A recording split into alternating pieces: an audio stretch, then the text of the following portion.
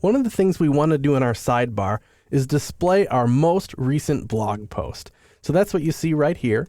It's looking just how we want it, only this is just static stuff. This is just a copy and paste of HTML from our HTML and CSS template. We want to do this dynamically, get it to pull from the database the most recent blog post. So I have open our project in TextMate. We're working with the sidebar.php file.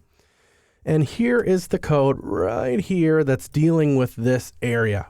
It says latest post, and it just has a static date in here, a static title, and some lorem ipsum text.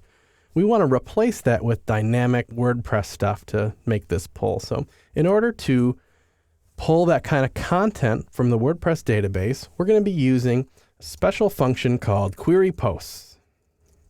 It's a really powerful, cool function that allows us to adjust what WordPress gives back to us.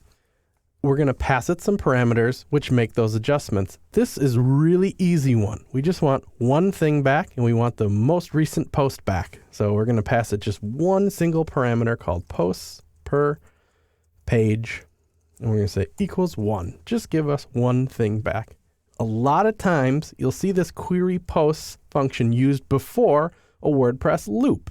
Now, the whole concept of a loop is that it loops. It goes again and again. So if there's multiple posts you want returned, like if we said post per page 5, that loop would run 5 times, and we would output 5 chunks of HTML that is appropriate for that. Since we only have one, we don't really need to write the code for the opening of the loop. We're just going to use this little part of it that's called the post, which sets up the ability to use some other functions that we're going to need here.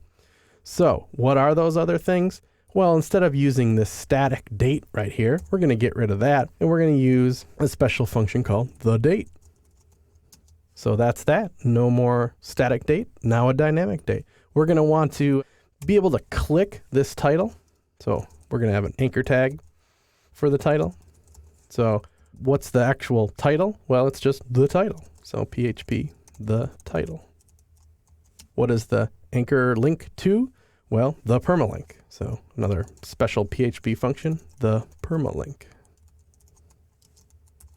Now, these things, the date, the permalink, the title, are enabled by the post. That sets these things up. So if that wasn't there, that would be a problem. But of course, we're going to leave that there. Now, instead of this lorem ipsum text, one last thing, we're going to use the excerpt. So if we save this, in our sidebar now, instead of the static content, it's going to be this, because this is our most recent blog post right now. It's the one that just came in when we installed WordPress, this hello world. So let's refresh.